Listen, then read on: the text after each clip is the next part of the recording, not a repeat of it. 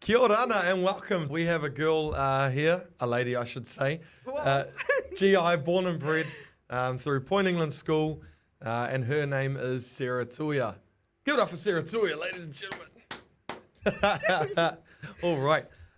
So, Sarah, what I'd like you to do is just to tell our listeners a little bit about yourself and kind of where you went through school and kind of where you're at now. And the floor is yours. Okay, so my name is Sarah Tuia. I am GI born and raised.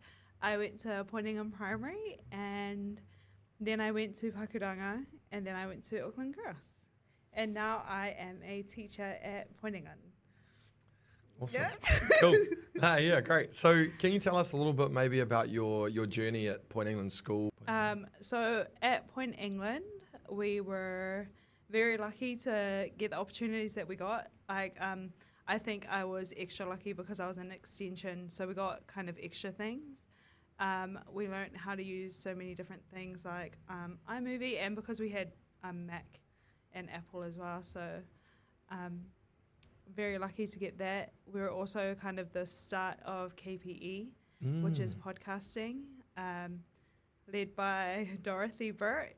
And she taught us a lot about how to speak, different books to read that we could share with the world. And I think that was pretty much the start of Learn, Create, Share. Wow, you've given us a lot to unpack there. That's a great stepping stone.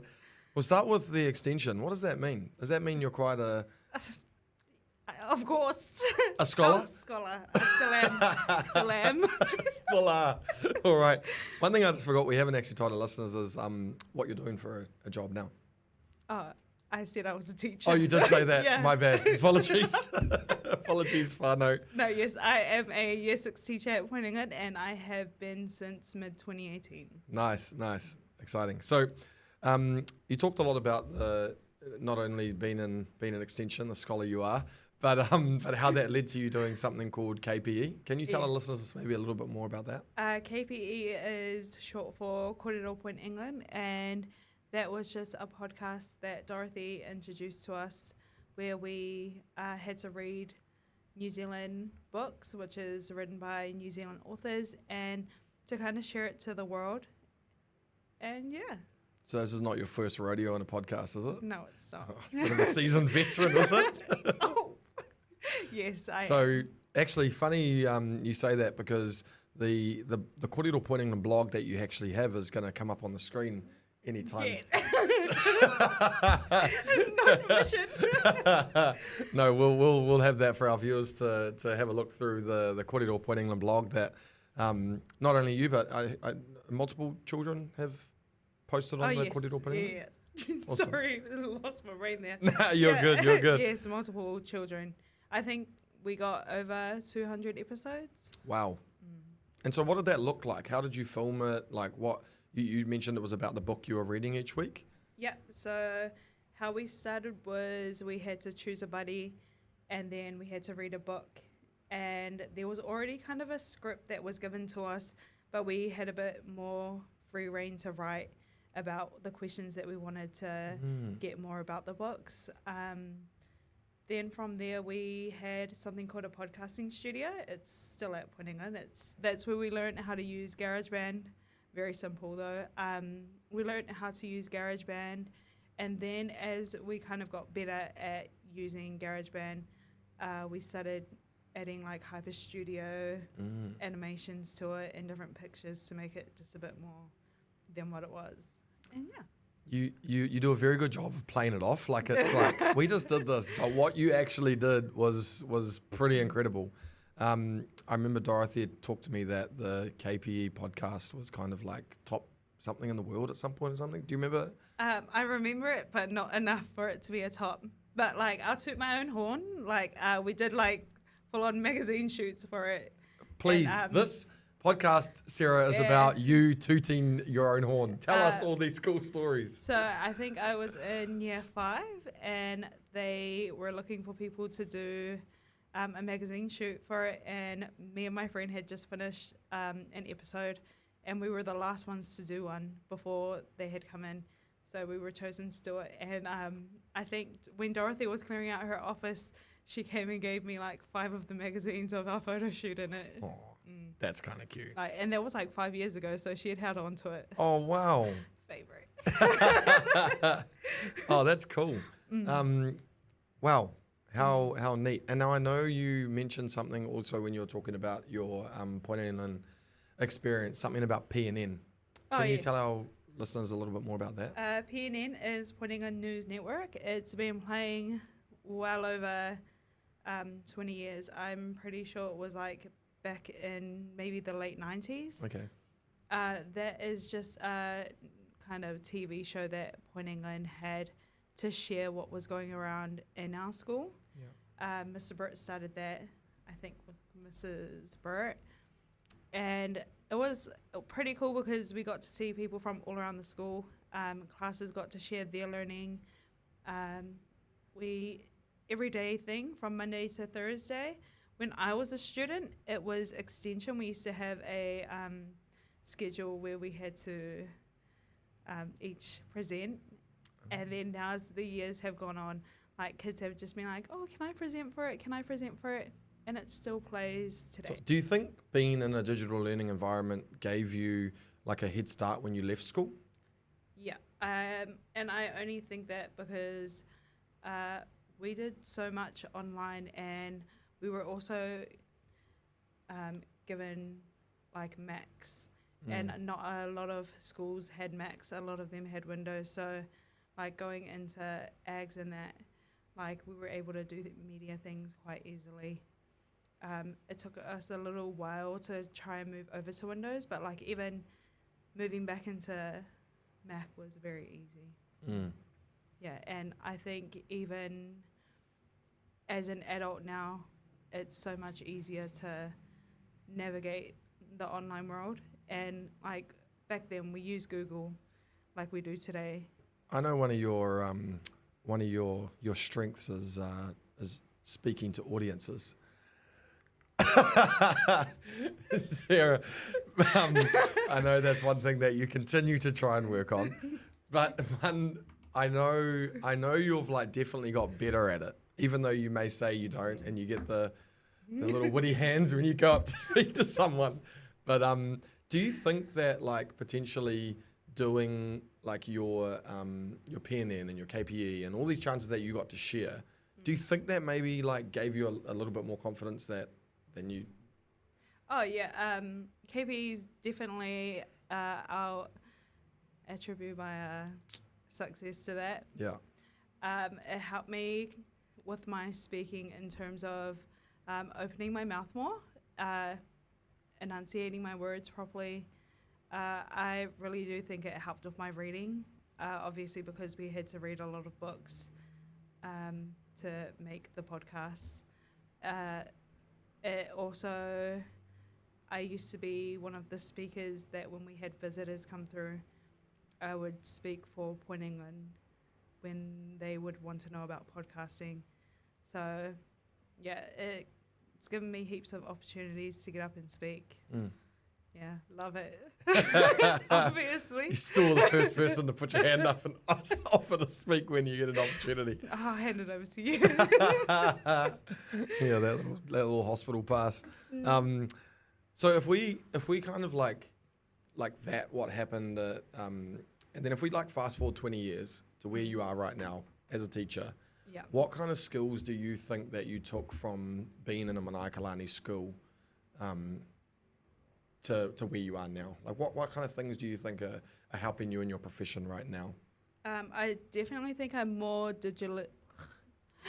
I definitely think I think I'm more digitally fluent, if it will come out. I think I'm more digitally fluent just because like if you compare to quite a few of other people my age, does that not make sense at all? No, it does. If you compare what I know to a lot of other people that might be my age that didn't come through what I did, like it would take a little more extra steps for them to get where I am. But like even learning new things like AI and that, I feel like I'm so much faster at getting onto it.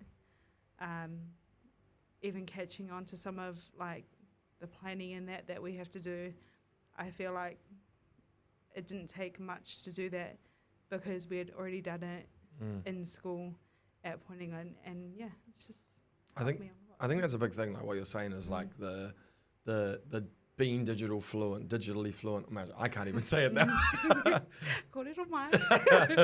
Being digitally fluent is like a very easy thing to say, and it's a very easy thing to be. But when you actually are it and you feel it, like it makes a massive difference. Like we know, like you said, people, but that aren't. But anyway, rather than just throwing shade on people that aren't digitally fluent, let's carry on with how you're going now. I don't mean to. So I know the main pedagogy that we have in our Manaiakalani schools is around learn, create, share, which I think is amazing. Yeah. And you can do it in any way that you want. Now, if we think back to when you were at school and you had that kind of pedagogy and that thing, maybe that you didn't know it, but you practiced it, you lived it. What do you think like you take into your practice now, like as a teacher in your profession, that has to do with that, like with your learn, create, share? I mean, is it maybe in your planning? Like, is it like how do you? I think even just putting forward to the kids to be proud of what they're posting, thinking about quality over sorry. No, that's good. Thinking about quality over quantity. Nice. You know, you don't want to put things online that you're not proud of, and just thinking back to some of the archives. And drop the archive clip here. Also, just repeat the question to me again, sorry. No, it was just about asking like what you do in your profession is to do with learn, create, share. I mean, if you think of like I think one thing that you mentioned just then was like your posting, like that whole aspect of posting. Can you tell like our listeners like in terms of like what posting means, like from the blog to like what it actually, who you're showing and what the kids do about it? Yeah. So when I say share, I'm talking about blogging. So when our learners finish their work, which is their create, we then put it onto a blog, which all the kids were so much better than me when I first started, and they actually taught me how to blog. So it's been kind of nice being forever learner, and then being able to share online, and then because on our blogs you can kind of see who sees, or not who, but how many people go onto your blog to see, and because it's connected to our school Twitter, heaps of people come through my blog. Nice. So room 6. Little shout out there. Room 6 pointing in. Drop us a comment. So each kid has their own blog. Yeah. And so what I'm gathering is that once they've finished their work, they post that on their blog. Yes. Cool. And their create comes from like the learning that you do in the class. Cool. Yeah. So the learn, create, share model, you've got the learning of what happens in the class, of what you're teaching them. Do you teach them? Always. And then you've got your create, which is some sort of task that you may give them, like your KPE that you did. Yeah. Your create, and then your share is like there's different ways to share, but it sounds like what you're doing is the... most of the time it's sharing on the blog. Sometimes it'll be like share through our PNN videos. But yeah, majority of the time it is blogs. Blogging, nice. Yeah. Well, the Manaiakalani Film Festival. Yeah. Can you tell our listeners like a little bit about what that is? Because that's a massive share. Yeah, sure. So I wasn't a part of the film festival when it started. My little brother was. That is basically a film festival where the schools in our cluster got together, and pretty much what they did was come up with like 3-minute short films of some of the things that they might have been learning, like different film ideas that they had, and the teachers would like put together films. And I think it first started off in the middle of Sylvia Park, and then as it grew bigger, Dorothy ended up getting it into the actual cinemas, and then Manaiakalani kind of made a day out of it where the children would go into the cinema and watch themselves on the big screen. And, That is cool. So they make the movies, they go to the movies, and is it like the first time they see it, or have the kids already seen the movie? Oh no, so the first time them seeing it is on the big screen. Oh so, my gosh, how cool is that? Yeah, very cool. So like in terms of like the directing and the editing of the movie, like do you get students involved in that? Oh, of course. A lot of the time it is their ideas. So we like to bounce off the children and see what they would like to see for themselves up on the big screen. That's cool. Like how they'd like to see themselves. And then a lot of the time the teachers will involve them in like kind of the background stuff like the filming. And then like it's a good opportunity for the teachers to show them how to edit. And then, yeah. So these kids are learning all these skills at the same point. Man, that's such a cool opportunity for them. If you could have one message that you could share with adults about how students in the Manaiakalani schools are set up to succeed, what would your message be? I think that Chromebooks are an amazing tool that the children can use. Like we use them in reading for so many different things. Like we could read about something and also find a video about it. They can do like further research on it. So they're very fortunate to have that as a tool, just at the click of a finger.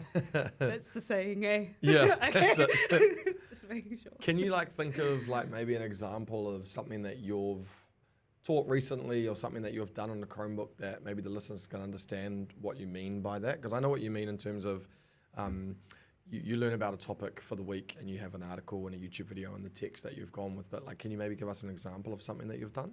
Oh yeah, sure. So I think it was maybe 3 weeks ago, we learned about dawn raids. My learners kind of had a little bit of an insight into it because we're learning about Polynesian migration. Cool. And from there, we could go onto YouTube and watch some videos about some of the things that happened to the people that were a part of dawn raids. We were also able to look for like kind of more resources where it's like different perspectives. There's also heaps of things on like the Te Ara encyclopedia. So like just getting heaps of information from there. And yeah. Oh, cool. That's so cool. The dawn raids and the migration. Like that must have been so cool. Were the kids like really into it? Oh yeah. They keep talking about it, which like, you know, we love that. We love that. We love the engagement. Yeah, we love it. No, that's so cool. But yeah, just once again, thank you to Sarah and the team. And yeah, we out. Mic drop.